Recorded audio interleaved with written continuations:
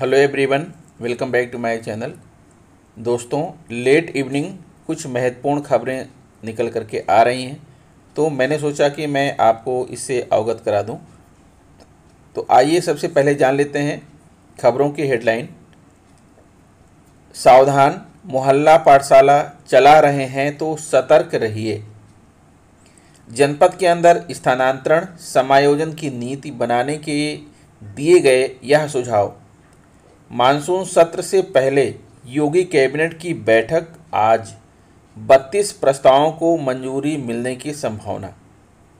15 अगस्त 2021 को राष्ट्र ध्वज को नियमानुसार उतारकर न रखने पर शिक्षक पर गिरी गाज, निलंबित।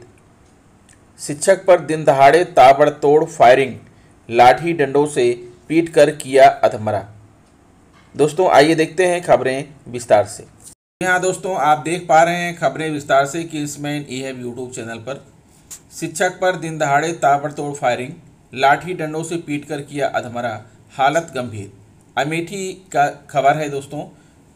मोहनगंज थाने के जौनपुर ब्रांच नहर पटरी स्थित पूरे दुबरे गांव के पास आधा दर्जन सशस्त्र बदमाशों ने शिक्षक पर ताबड़तोड़ गोलियां बरसाईं और लाठी डंडों से पीटकर लहूलुहान कर दिया। शिक्षक को लहूलुहान हालत में थाने लाया गया, जिन्हें पुलिस ने अस्पताल में भर्ती कराया। चिकित्सकों ने प्राथमिक उपचार कर शिक्षक को गंभीर हालत में जिला अस्पताल रेफर कर दिया। शिक्षक की हालत गंभीर बताई जा रही है।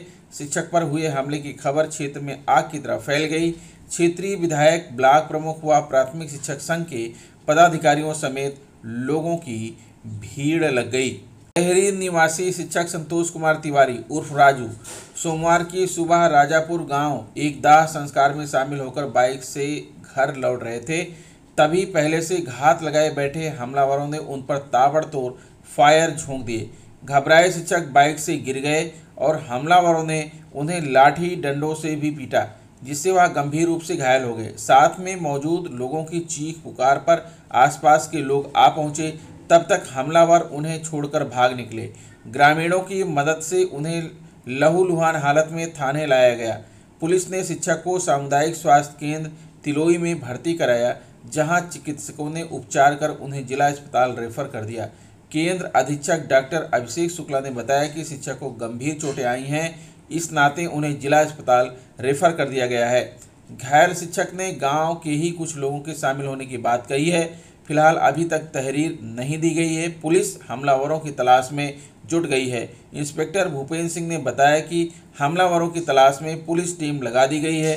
तहरीर मिलते ही नामजद आरोपितों की गिरफ्तारी कर उन्हें जेल भेजा जाएगा। यूपी विधानसभा का मानसून सत्र मंगलवार से शुरू हो रहा है। इससे पहले आज शाम योगी कैबिनेट की बैठक बुलाई गई है। सीएम योगी के आवास पर शाम 7 बजे से बैठक होगी। सीएम योगी की अध्यक्षता में होने वाली बैठक में कई मंत्री शामिल होंगे। बैठक में कई अहम प्रस्तावों को मंजूरी मिलेगी। इस दौरान अनुपूरक बजट के प्रारूप को लेकर भी चर्चा होगी। सरकार अलग अलग योजनाओं की रफ्तार को बढ़ाने के लिए 18 अगस्त को अनुपूरक बजट पेश करेगी। वित्त, गृह, इंडस्ट्री, पर्यटन, नगर विकास, नागरिक उड्डयन, परिवहन, उच्च शिक्षा, तकनीकी शिक्षा, कृषि समेत कई विभागों के 32 प्रस्ताव कैबिनेट की मीटिंग में पास कराए जाएंगे। हालांकि इस बीच विपक्षी दलों ने कानून व्यवस्था, कोविड और रोजगार समेत अलग अलग मुद्दों पर सरकार को घेरने की भी तैयारी कर ली है। वैसे तो मानसून सत्र को लेकर सत्ता पक्ष और विपक्ष दोनों ने अपनी अपनी पूरी तैयारी कर ली है। सर्वदलीय बैठक के बावजूद सदन के शांतिपूर्ण तरीके से चलने की संभावना कम है। सोमवार को सर्वदलीय बैठक बुलाई गई है। इसमें यूपी विधानसभा अध्यक्ष हृदय नारायण दीक्षित और मुख्यमंत्री योगी आदित्यनाथ समेत तमाम विपक्षी दलों ने नेता भी शामिल हुए। इस बैठक में नेता सदन की तरफ से सदन की कार्यवाही शांतिपूर्ण चलाने को लेकर विपक्षी नेताओं से अपील की गई है। हालांकि अलग अलग मुद्दों को लेकर सरकार को जिस तरीके घेरने की तैयारी विपक्षी नेताओं ने कर रखी है, इसके साथ सदन का शांतिपूर्ण चलना मुश्किल ही नजर आता है। सर्वदलीय बैठक के बाद मुख्य विपक्षी दल सपा नेता नरेंद्र वर्मा ने कहा कि सपा जन विरोधी नीतियों को लेकर सरकार को सड़क से सदन तक घेरेगी। कल चौधरी चरण सिंह की प्रतिमा पर सभी समाजवादी नेता सरकार के खिलाफ धरना प्रदर्शन करेंगे। कांग्रेस नेता आराधना मिश्र ने कहा है कि सरकार जनता के मुद्दों पर जवाब नहीं देना चाहती है, इसलिए सदन की कार्यवाही इतने कम दिनों के लिए रखी गई है। लेकिन कांग्रेस सरकार को सदन में चुप नहीं बैठने देगी। बता दें कि यूपी विधानमंडल के दोनों सदनों की बैठकें 17 अगस्त से शुरू होकर 24 अगस्त तक होंगी।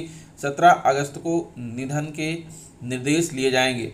इसके बाद कार्यवाही अगले दिन तक के लिए स्थगित कर दी जाएगी। 18 अगस्त को औपचारिक कार्य, अध्यादेश और विधेयक पेश होंगे। इसी दिन 12:30 बजे अनुपूरक बजट पेश किया जाएगा। 19 अगस्त गुरुवार को मुहर्रम का अवकाश रहेगा। 21 और 22 अगस्त को शनिवार व रविवार होने के कारण अवकाश रहेगा। इसके बाद सोमवार यानी 23 अगस्त को विधायी कार्य होंगे। 24 अगस्त को बजट पर चर्चा के बाद बजट पेश किया जाएगा। इसी तरह विधान परिषद में भी कार्यवाही चलेगी। इस दौरान उत्तर प्रदेश नगरीय परिषद किराएदारी विनियमन द्वितीय अध्यादेश 2021, उत्तर प्रदेश निजी विश्वविद्यालय संशोधन अध्यादेश, उत्तर प्रदेश राज्य विश्वविद्यालय संशोधन अध्यादेश और उत्तर प्रदेश निरसन विधेयक पेश होंगे। जनपद के अंदर स्थानांतरण समायोजन की नीति बनाने के लिए श्रीमान निदेशक बेसिक शिक्षा सचिव बेसिक शिक्षा द्वारा राष्ट्रीय शैक्षिक महासंघ उत्तर प्रदेश के प्रतिनिधि मंडल से सुझाव लेने के लिए ऑनलाइन मीटिंग आज संपन्न हुई। संगठन के प्रदेश अध्यक्ष अजीत सिंह जी ने समायोजन के संबंध में सुझाव दिया कि लास्ट इन फर्स्ट आउट का नियम लागू किया जाए, जिससे प्रदेश के सभी जनपदों में एकरूपता बनी रहे। उच्च प्राथमिक में प्रत्येक विद्यालय में विज्ञान गणित के शिक्षक अवश्य रहें, उन्हें सरप्लस मानकर न हटाया जाए। संविलियन विद्यालय में प्राथमिक के प्रधानाध्यापक से विकल्प लेकर अन्य विद्यालयों में हेड के पद पर पदस्थापित किया जाए। छात्र संख्या 1 मार्च 2021 की ली जाए, क्योंकि कोविड के प्रभाव की वजह से अभी प्रवेश प्रक्रिया गति नहीं पकड़ पाई है। जनपद के अंदर स्थानांतरण पारस्परिक स्थानांतरण के संबंध में महामंत्री भगवती सिंह तथा संगठन मंत्री सुशंकर जी ने सुझाव दिया। जनपद के अंदर के ट्रांसफर के लिए सेवाकाल की बाध्यता न रखी जाए। बंद एकल की व्यवस्था में एकल हटा दिया जाए। ट्रांसफर लेने हेतु कारण में परिवारीजनों, माता पिता, पत्नी, बच्चे आदि की बीमारी देखभाल को भी विकल्प में रखा जाए। पति पत्नी को यथासंभव एक ही स्कूल ब्लॉक में तैनात किया जाए। अंतर जनपदीय ट्रांसफर की तरह ब्लॉक ट्रांसफर में भी वेटेज की व्यवस्था की जाए। निदेशक महोदय ने संगठन के द्वारा दिए गए सुझावों से सहमति जताई तथा बताया कि नीति अतिशीघ्र फाइनल करके शासनादेश जारी कर दिया जाएगा। वीरेंद्र मिश्र, प्रदेश प्रवक्ता, राष्ट्रीय शैक्षिक महासंघ उत्तर प्रदेश। शिक्षक शिक्षिकाएं इतना मेहनत करके गरीब बच्चों को पढ़ा रहे हैं। जिन बच्चों के पास मोबाइल नहीं, इंटरनेट नहीं, इनकी शिक्षा दीक्षा का पूरा ध्यान शिक्षक कर रहे हैं। अमीर बच्चों के पास कंप्यूटर, मोबाइल, इंटरनेट सभी की सुविधाएं उपलब्ध रहती हैं, जबकि गरीब बच्चों के पास ऐसा कुछ भी नहीं रहता है।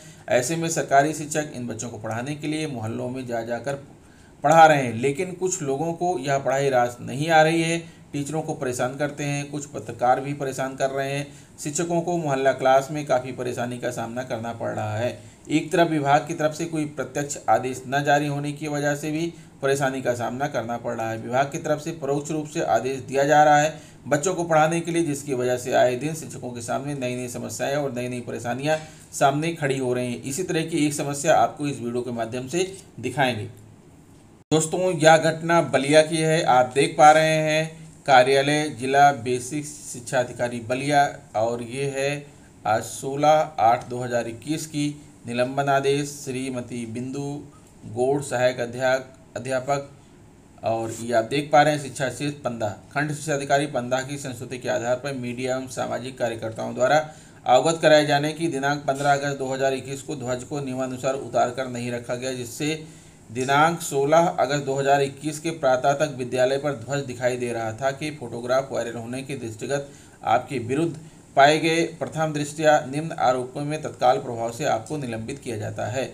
अध्यापक सेवा आचरण नियमावली के सापेक्ष अपने दायित्वों का निर्वहन न करते हुए राष्ट्रीय ध्वज के सम्मान हेतु निर्धारित मानदंडों का उल्लंघन करना।